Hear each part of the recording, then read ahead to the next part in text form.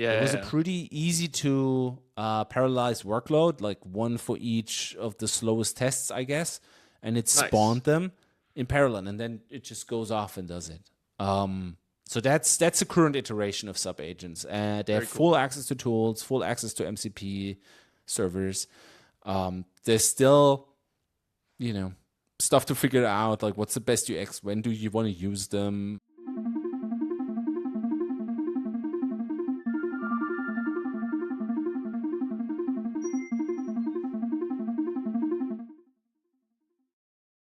So basically, what are we doing here? We are learning about agents, and one of the things that we've realized as we're kind of building AMP and building for agentic coding is that there is kind of like a strategy around using agents. It's a skill that is very learnable, but you have to invest actively in learning it. It's like a power tool, right? It's like a high ceiling Yeah. skill, but takes some investment. And so we wanted to just like chat with people who've been using it, starting with ourselves, experimenting with coding agents and pushing them as far as they can get them, and then sharing what they found works and what they found does not work with folks in the spirit of just figuring out how this new world of software engineering works together.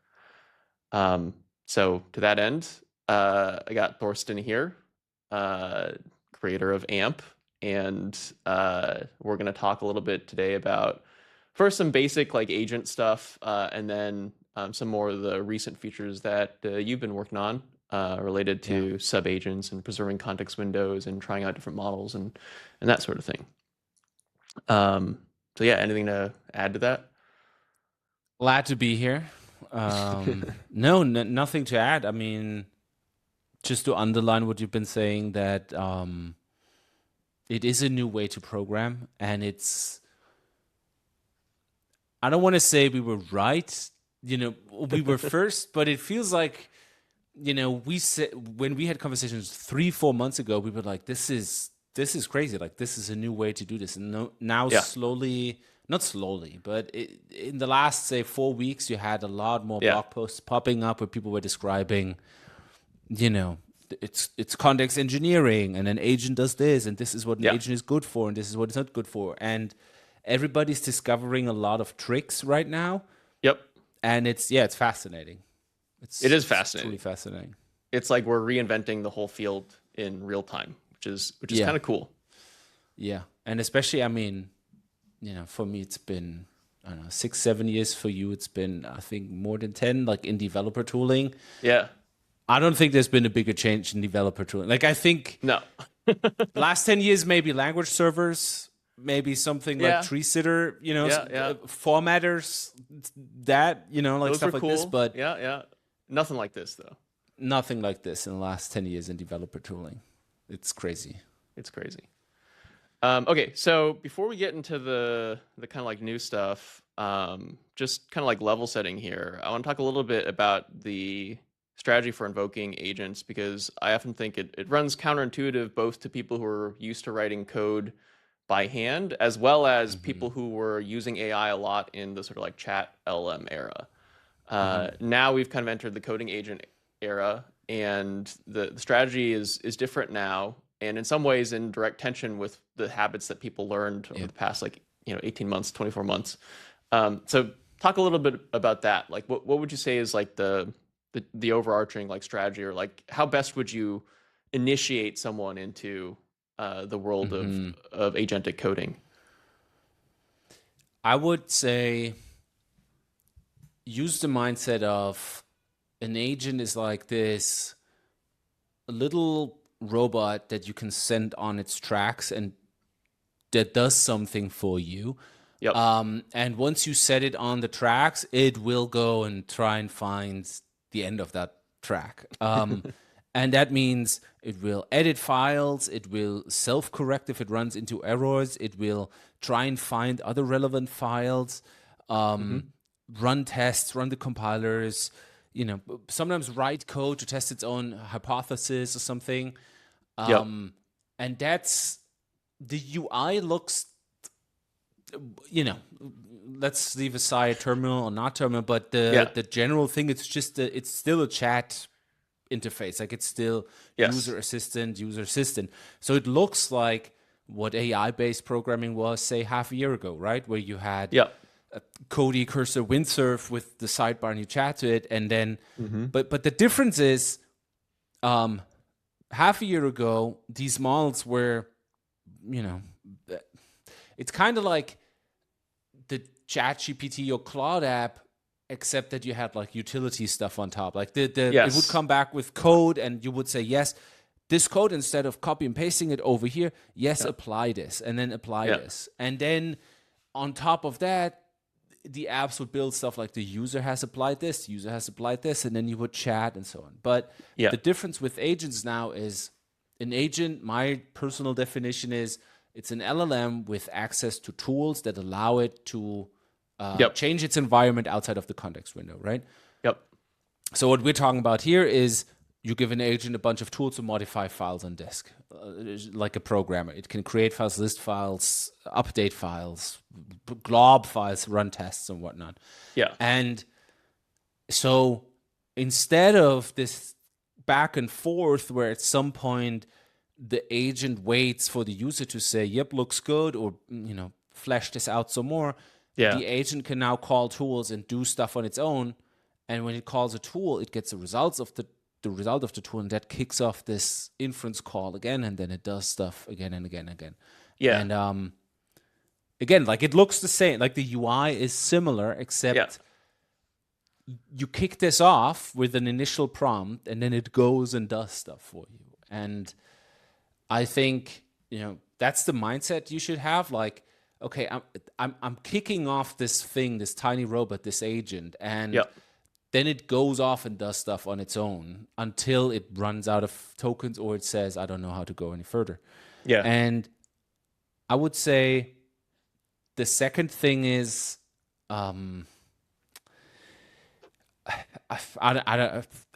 people might disagree, but I think previously it was a lot of back and forth, and like you and the robot just having an active conversation. You would and then it would ask you follow-up questions, and you would ask follow-up questions, and all of that stuff. And there was no problem with under-specifying stuff, because the thing was in its box, it was in the conversation box. And now with agents, you want them to be aggressive, you want them to be agentic and have high agency and the willingness to change stuff. So, and they're trained to be eager. So that means you have to specify more at the start. So if you, dumb example, if you say change the header of my website to make it more colorful. Say maybe a year ago a model would have said, what color would you prefer? Or something like this. But the models nowadays say Sonnet 4, it would go and says, yep, I'm going to make this more colorful. Here you go. It's blue or it's rainbow, gradient or whatever. So then it costs you tokens, it changed files. So then you have to go, I actually wanted pink or something. So you want to avoid this. You want to put as much information as possible in that original prompt, I think, and then send it off on its way. And like it's kind of the analogy in my mind is like with the previous generation of tools, it was almost like it wasn't even a junior engineer, it was like a programming student, and like you would ask them something and they would know some stuff, but then they would immediately ask you, hey, how do I do this? Or like, what do you think of this code? And then you'd have to go and review it, and you're like, okay, no, change this, no, change that. Now it's more like a full-time engineer of some sort, where you don't want to micromanage them. That's an anti-pattern, because that way they're not actually getting to do the work. You just want to give them a good spec, or give them a good description of what the feature is, enough details that they can go and find the context on their own. Maybe point them at like a few places to search or whatnot, and then check back once they're done. I think the other. I mean, this has been used to death, I think, but the previous generation of assistants is like in a movie, like you have a little ghost appear on your shoulder, and you can it's like a mentor or whatever, and it can give you tips and tricks or whatever, but it cannot affect the real world because it's a ghost or something. And with agents, it's much more like Iron Man's, what is it, Jarvis, I think. Where like it, hey, can you do this? And it's connected to all of your systems, and basically it can affect the real world. And it sounds dumb when obviously when you talk about ghosts and Iron Man, but there's a big difference. I think there's a big difference, and we're only now starting to wake up to it, what it means to give these things tools. Yeah. Do you have a quick example that you can show just to make it concrete? Yeah, so let me move you over here so I can still see you, and then I'll share my entire screen. So here, let me open. We can actually go, let's close this so it's not distracting. We can also bump the font size, I guess. So example from, say, this morning. I don't know if you've seen this. This was fun. So, okay, this is a funny example. But basically, Eric wrote in our Slack that the first 3 options have the regular cursor, and the last 3 have like the Mickey Mouse cursor pointer thing, right?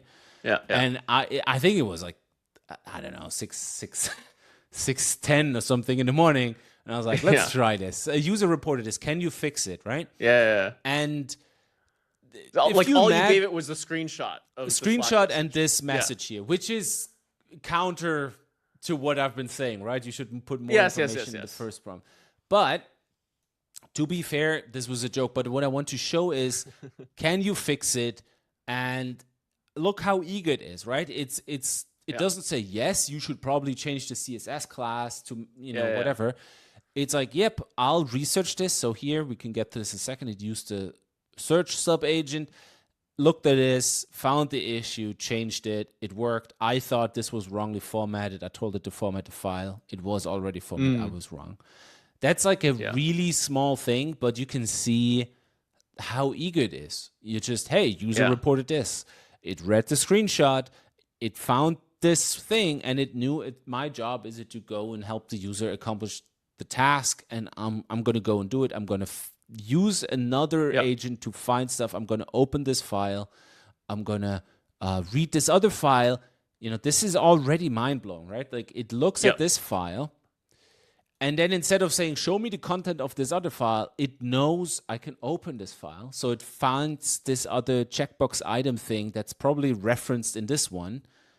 And then edits it and fixes it and says fixed. And so in the old world, like with chat LLMs, each one of these like tool uses would have been probably like a back and forth between human and AI, right? Where in some of this, it would probably be you manually like checking stuff. Right? Or the app would include it, right? So the app would say like Cody, cursor, windsurf, whatever. When I say user reported this, then you would have to include this file because or some rag or whatever. Like it, I don't know if rag could do this. I don't think it could, but maybe it could. But basically, you would have to give it that file because it cannot reach outside of its box. And then it would say, oh, you need to do this. And it would reply back with the diff. And then you would have here somewhere like an apply or accept reject button.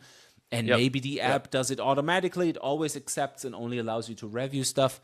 But here it truly is the case that the agent called a function to edit this file. And it changed cursor pointer somewhere. And updated it on its own. And then it wrote, it's done. And another example from this morning was... this was at 6 a.m. The other one was at 9 a.m. Okay, so this was... Nice. I was like, help me how we start MCP servers, right? And again, I put this into context just to seed the context window, like, hey, this is what I'm talking about. And then it, again, used the search thing, and it found this, and it says, like, oh, it's here. And I'm like, oh, okay, interesting. And then I was like, can you add some debug statements, to print this? And then I ran the debugger. And then I think it already, this is funny, we'll see this in a second. So it does this. It, adds the debug print statements, and Yep. then I restarted it after it was done, and then I said, this was 6 a.m. This is not the best messages, right? I was like, the issue is that it looks like the end files aren't passed along to the MCP server, right? I don't know why I said to be clear. But then it's like, oh, the code does this, but the fix I added in the debug logging actually fixes the bug. So what it did up here, the merged env, this is already the fix. So Interesting. yeah, so we didn't forgot to realize merge this. It didn't realize it. It was like, I'm going to merge this and log it. These are the merged env vars. Yeah. And then, I don't know. I think, Yeah. does it even say this? Yeah, there you go. I noticed there's an issue. I was merging, but I need to check where that comes from, Yeah. So let me do this. And it went off and did it on its own. And then it worked. And with like minimal intervention and steering from you. Yeah, and I think didn't when do we're a lot.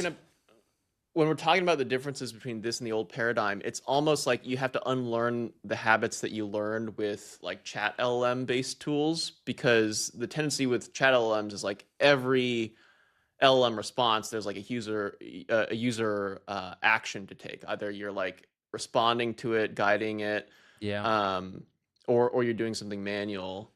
And here it's almost like an anti-pattern, because what I've seen people coming from that world do is it's like this micromanagey mentality where like you want it to do something very precise, and you kind of like are annoyed or frustrated in the beginning that it's just editing my files. Like how do I know it's right and stuff. There was somebody on. I'll give you another one example, concrete example. So this is also another thing that I fixed. If an MCP server failed to start, this is also again a screenshot. I do love the screenshots. We don't show anything, like standard error, nothing, right? So I'm like, help me make this happen. We need to say why it failed and show the standard error. So then it again, like, imagine you were in ChatGPT on the website. It would say, can you give me the files? So you would paste the files, and then it would say, here's a diff, apply this, and then you would do this. But what it does here is it tries to find it on its own. And then I say, this part here, this log, I don't know, this kind of sucks, blah, blah, blah. Then I canceled it because I was looking at the code, and I said, continue to kick it off again.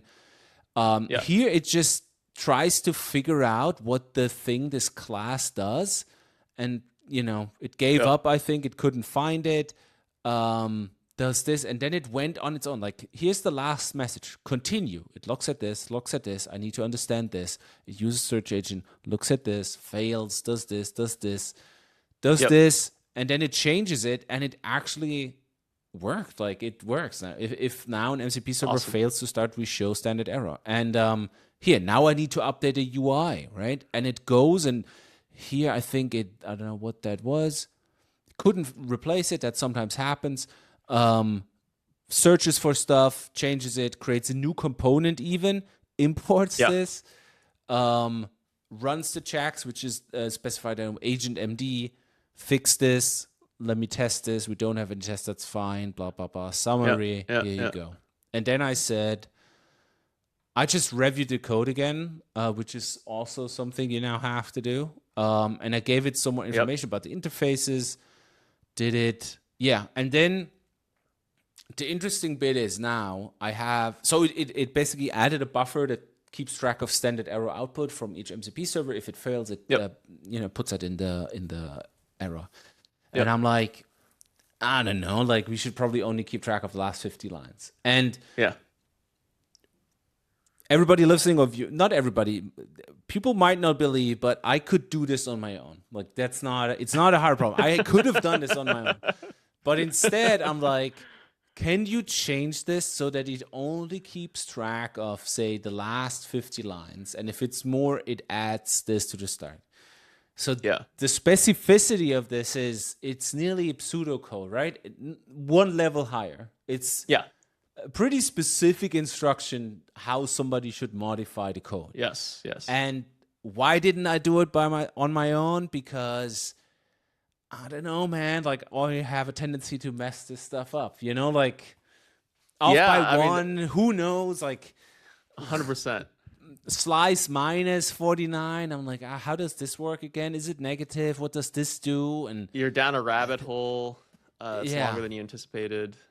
and then it runs a diagnostic. I mean, this is a really dumb example, but yeah, it Yeah. did it. And I think this is something that most people are starting to realize with agents. You have to know what you want them to do. Like, you can, of course, send them off on a goose hunt, but the best results you get when you have like a concrete thing you want them to do. And there was somebody on Twitter who was pretty reflective, and they were saying, I write a code by hand because I'm not that good at communicating. So he says he has trouble communicating what he wants. It's easier for him to go and do it. And I think that's already 3 stages more enlightened than most people who say like, oh, it doesn't work for me, Yeah. Yeah, I think there's a lot of like knee-jerk reactions coming from the chat or even the search world where they type in like 3 or 4 words and expect it to read their minds. Whereas, that works for search because like that's enough. There's enough like signal embedded in those 3 keywords to locate like search results. But for actually like articulating what you want to be done across a non-trivially sized code base, you need to be more specific because there's otherwise a lot of ways to interpret what exactly you mean. So this is something from yesterday. We had 2 bun build scripts for dev and prod. And I was kind of poking around and I realized they're pretty much the same. And there's like an env that we could use instead of having 2 things in the package JSON. So I'm like, do this. Can't we consolidate them? And it's like, yes, we can do this. And then it's just dumb typing and it's updating JSON. And now you can delete this and blah, blah, blah. And then I said, we can also move this out. And again, it's all stuff I could have done. Right. But I don't know, like there's other, this is easy stuff I would guess. Yeah. Like, I don't know. It's like a staff engineer. Like you could do all the work that a junior engineer does, but why would you? There's other stuff that you could be doing that's better taking advantage of your talents. The interesting bit too is what the big lesson is. Everything we just looked at is pretty small, right? It's 1 commit, whatever, pretty small stuff. And what we've all realized, I think, is when you do bigger stuff and you just shut your brain off, and it's not good. Like it won't end well. It's please build me this large architectural thing where it connects this and connects this. Sometimes you get lucky, like if everything is aligned and there's a lot of, say, what you want to do is additional to the code base. So there's a lot of examples. Then it can go a long way. But if it's something new architecture, and you turn your head off, you end up after 10 minutes and it says, I'm done. And you're like, what did you do? And then you don't understand what even the architecture is. And so, or it might be broken in some subtle way. And you're like, oh, now I gotta go find the bug in and that's, 1,000 lines of code. It's really nasty to review. Like there's modes where I do this where I basically say, go and do this. And I know the chance of success is 5%, but it's just, I want to see, I kind of want to just explore and try stuff and see what it does. So I know really what not to do. But yeah, it's basically, it's a lot of small changes. It's a lot of, there you go. Look at this. I changed this yesterday and I put like the home var in the package JSON. I'm like, is there like some escaping in JSON? And I didn't know that it's easy like this. I didn't know. But I was like, does this even work? Does package JSON even do this? And then it fixed it for me, and then it does a bunch of other stuff with like envvars, and I really don't like writing commands in JSON. And Yeah. what else? Like, what is this? That's pretty All right. So long. there's This is, there's yeah, a bunch of things like this that it's good for, and I think like everything we've covered up until now is like what I would call like agent 101 or maybe like 102, where it's like, okay, yeah, unlearn the habits that you've learned with chat LLM based tools and try to instruct it so that it can get as far as it can without yeah, your assistance.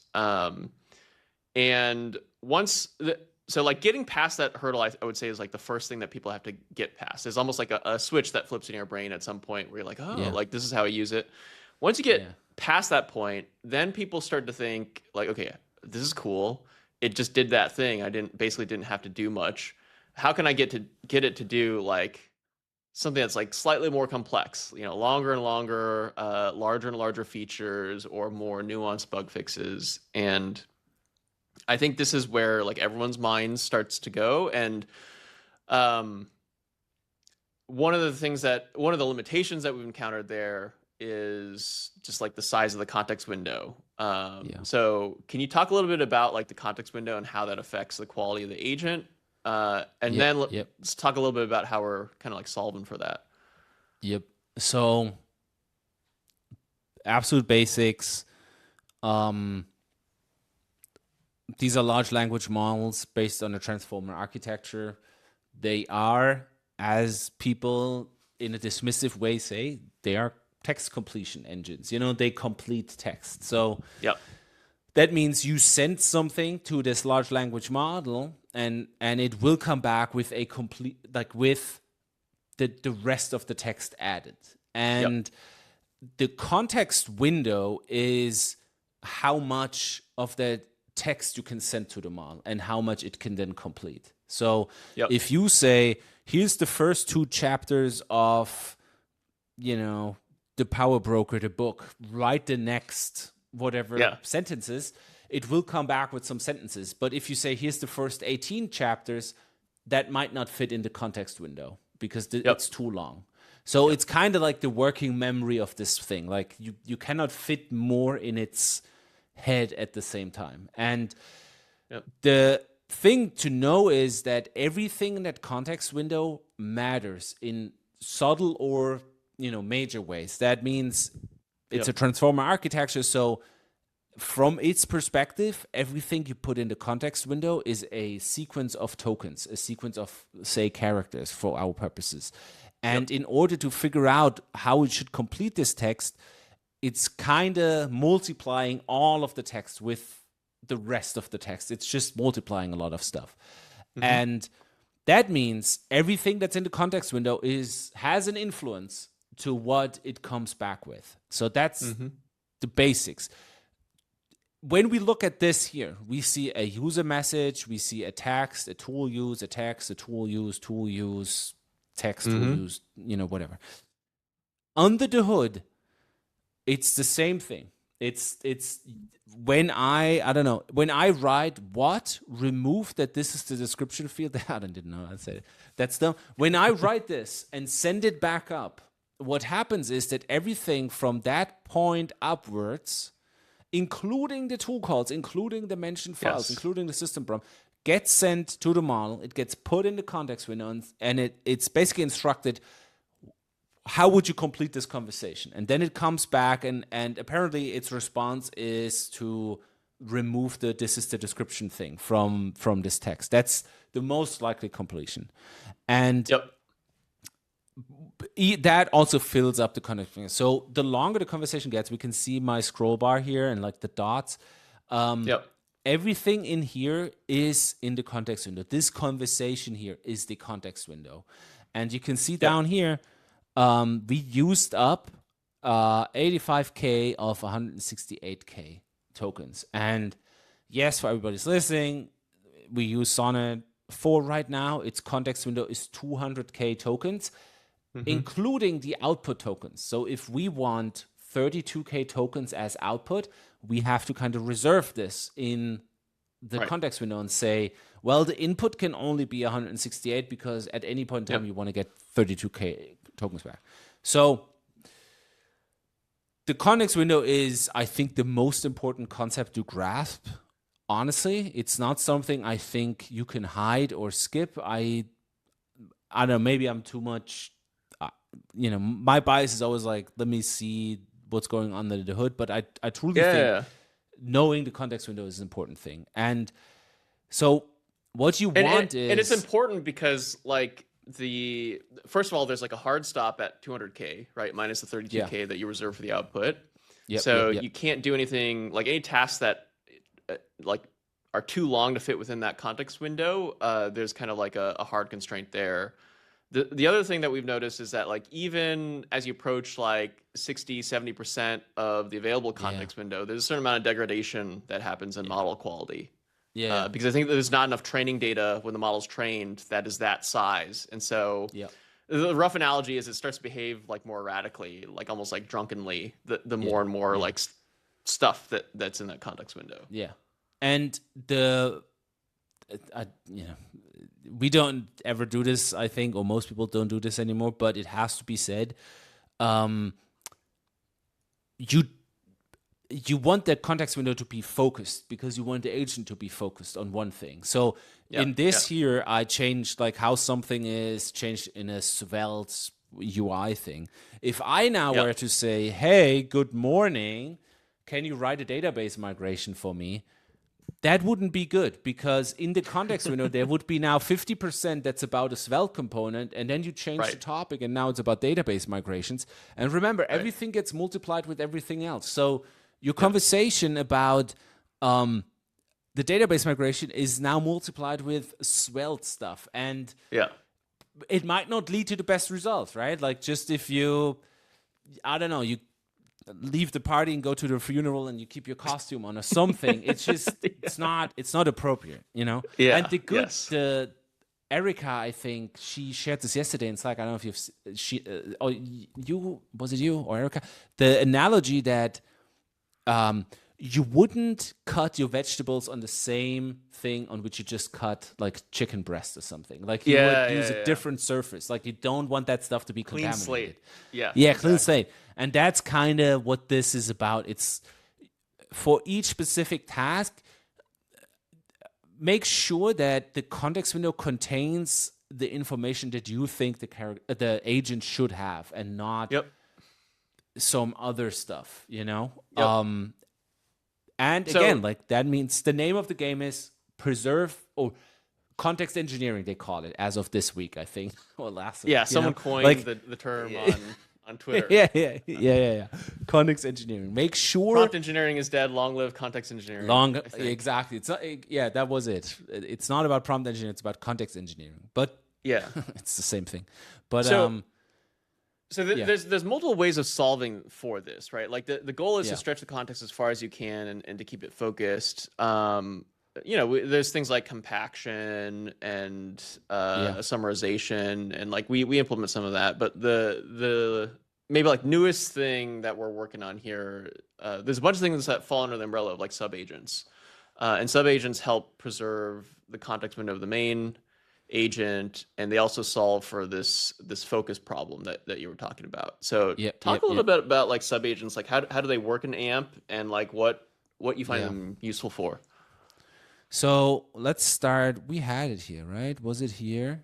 There you go. So this is the first sub agent we had in AMP. It's this one here. It looks pretty innocent, but this is called the codebase search agent. And Yep.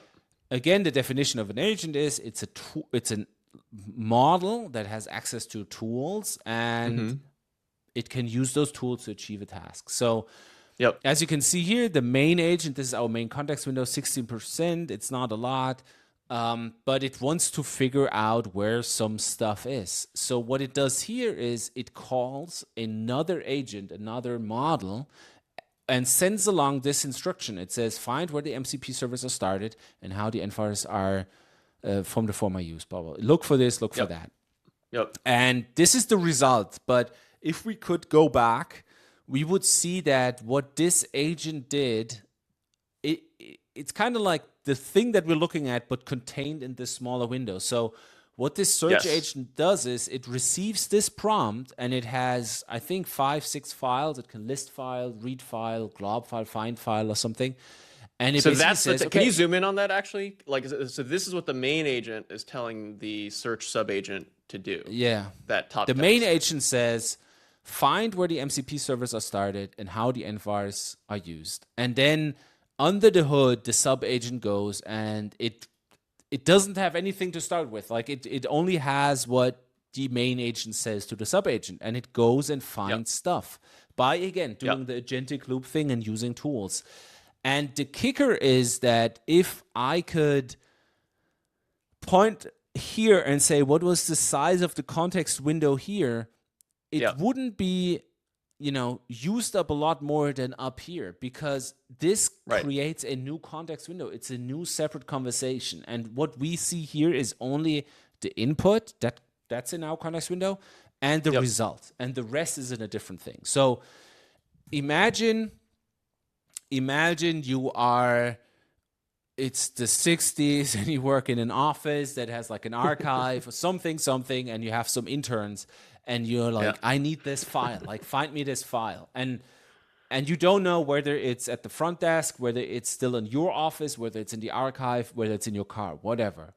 Yeah. And you send an intern along, and the intern goes, and it's like, it's not in the office. Oh, it's not in the archive. I'm sure it's in the car. Goes out to the car, goes back up to the office because he forgot the car key, gets the car key, gets down there, realizes, the car key doesn't work. I got to get the car key fixed, whatever. Goes on like a little tangent. Yeah. And you, as the person saying, where's that file? You don't have to worry about any of this. Like, it doesn't take up your working memory. It's just... Right. It's that intern's task, and whether they get lunch in between or not doesn't even matter. You only have send it along, get back, and it's kind of the same here. Like, that I don't know if that's been disproven, but the thing where you can only keep 7 things in working memory or something. Right? Yeah, I've heard that. Something like this. Yeah. So there's only so many registers in your brain. Exactly. Yeah. And with like the context window, it's the same. Imagine you would have like this search, it fails somewhere in the middle, and it doesn't find anything, tool call, like say 15 tool calls. These would now all be in your context window multiplied with everything else. So this would be the equivalent of like a human going down like a rabbit hole, and then like who knows how long that rabbit hole leads, and at some point you're like, what the heck was I even doing in the first place? Exactly. Yeah. You're like, but now this is like you're asking someone else to do it so you can remain focused. Yeah. The customer says, can you check this for me? And you're like, yeah, sure, I'll do this real quick. Then you go to this. Then it's like, you need to log in. Where's my phone? Oh, my phone needs the key here. My key is invalid. I need to talk to the security team. I need to do this, blah, blah, blah, blah, blah. 20 minutes later, what was I doing? And basically, with subagents, you can say, yes, user, let me take care of this for you. Send off a subagent. Pause your brain and your work memory, and then the subagent comes back, and whatever they were doing is not in your work memory. And that was the first subagent. And then we started to play around with other stuff. And then at some point, I have examples here. Let me open those. So this is from Eric. And what he was doing was a migration where they don't want to call some method anymore, blah, blah, blah. And what we ended up doing is we added subagents that this is the first version of the new subagents where they could also do a lot more than the search subagents. They could also change files. They could write files. So that means basically here, this is a big task. Like we're doing a big code migration, remove the remaining calls. So here it searches for this, finds 41 matches, and it needs to remove them all, I think. And then it decides, okay, I'm going to use, let me start by systematically updating the key files. I'll start with the focus task, and what it does, it spawns a subagent. So if we expand this is the end result. Look at how long this is. Can you zoom in a little bit? Yeah, sorry. So this is, you could see this, right? This is a single subagent. Look at the tiny scroll bar here. So it says update the GraphQL schema resolver to accept and use gating provider. And I think in this case, we have like a hidden field where it has like more information. So the subagent says, I'll help you update this. And then look at what it does. Read file completed, read file. And it reads, it searches, and it does this, and it edits a bunch of files, and it needs to update this and read files. And it goes off on a big journey. And all it comes back with is, I would say, this. I've updated this, blah, blah, blah. These are the changes I made. And then I'm done. And then it sends this back up. And look at how early this is in the conversation. Like, look at this scroll bar here. Like, we're still up here. So this, for the main agent, this basically didn't cost any context window. And I'm sure there were some, tool calls that failed in there or something that it had to retry, and that's noise in the context window. So down there's another one, fix the user by in call side. So here again, look at this. Like, it goes off and fixes a bunch of stuff. And the main agent in this case, it kind of turned into a coordinator, like just the thing that dispatches work to other agents. So that was the next iteration of subagents. And then I think this is the newest. This was 3 days ago. So what I did was I kind of poked it, right? I'm not sure yet whether this UX will be like here you're prompting it to use subagents. Yeah, I'm because you've developed sort of an intuition for where they'd be helpful, right? There's no anthropomorphizing of the agent here. There's no, can you help me do it's I know how you're configured. I know that you have access to subagents. Please go and use them. And so here I wanted to speed up the test suite. I gave it a link to like vtests, like blah blah blah test performance and whatnot. And then it runs the tests, and then I ask it to open subagents. And these subagents now, they look a little bit better than VS Code, but these are full-on agents. This is like the main agent just as a subagent to the other one. And each of these is a separate full-on context window. And this is written by the main agent. So this test suite shows performance metric based on this, your task. This is written by the main agent to send off this. And then if you scroll through this, you can see that there's a bunch of stuff happening. And again, another subagent, other instructions, bunch of stuff happening. And then if we come back, you can see up again, like the main thread isn't that long. Then it runs the test and says, let me do this. And then it again spawns a subagent, blah, blah, blah. And I have to admit, it says here, oh, this is so much faster, but at the end of the day, it mocked out a bunch of stuff it shouldn't have mocked out. But it didn't cost me any time. I just had this run. And the interesting thing to mention here too is these run in parallel. So they can run in parallel. So in this case, it was a pretty easy to parallelize workload, like one for each of the slowest tests, I guess. And it spawned them in parallel, and then it just goes off and does it. So that's the current iteration of subagents. They have full access to tools, full access to MCP servers. There's still, stuff to figure out, like what's the best UX, when do you want to use them? Should you be able to, as a user, go in and send a message to a subagent and kind of poke it while the other agent waits for the reply or not? This is another example. Find all the tool definitions that we have in the repository. Make sure they each have a storybook story, because I noticed that some of them don't. And I think it used the search agent again. It does this. Let me check this. It says like blah, blah, blah. And I think question for you. I think like the search agent works pretty well in that it's like invoked automatically whenever it's used. With the more like generic subagent tool, do you have like an intuition for when you like prompt it to use them versus not at the moment? Even like a prototypical intuition. Yeah, my intuition is kind of, are there self-contained tasks that are pretty simple to do, because you cannot course correct them right now. I'm still exploring them. It's a weird, the code-based search agent, I think that's a natural thing Yep. because it's a tool that somebody reaches for. I need to find something, let me use the tool to find stuff. Yeah. But with Yeah. subagents, it's like, hey, you got interns, like let's make use of the interns. Don't do this on your own. And Yeah. we could dial it up in the system prompt and say you should always use subagents for this. But it's also like a UX thing of, do you want to hide a lot of stuff in the subagent, or do you want to, Right. like there's a Sometimes cost, it's a good real to cost. expose the context. Yeah. There are Like cases in where my it helps. case that I showed here, where was it? In the where's VS Code? Sorry, here. This one here, right? Change this to only log the last 50 lines. Yep. It shouldn't use a subagent for this because the subagent has some overhead. It's another inference call. It's another system prompt that needs to be cached and stored.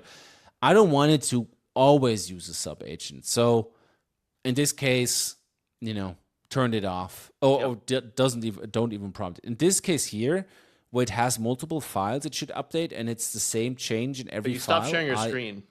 Oh, Are you sorry. Oh yeah, I was sorry. Entire screen.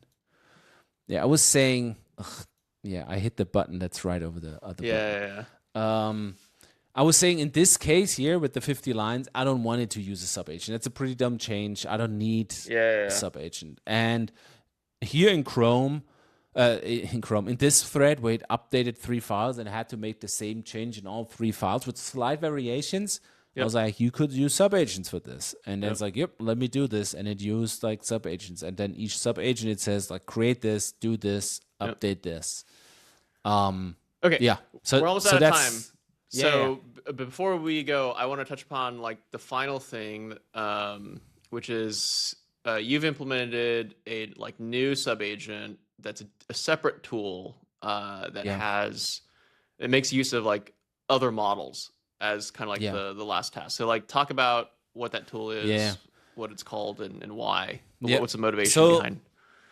Yeah. Okay, so let's start with the motivation. Our main tool right now for agentic coding is Sonnet 4. It's pretty good at this. It's an agentic model. It knows how to use tools. It's in our testing, for example, we found it's much more agentic, meaning a lot more eager to use tools than Gemini 2.5.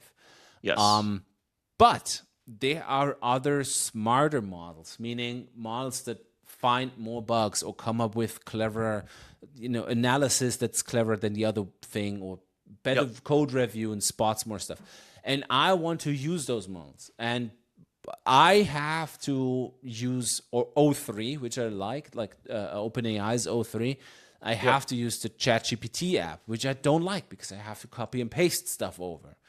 Yep. So what I want is I want to use that, intelligence of O3 in the conversation with the agent. So I want to say use O3 to debug something, and then I want Sonnet 4 to go and fix it.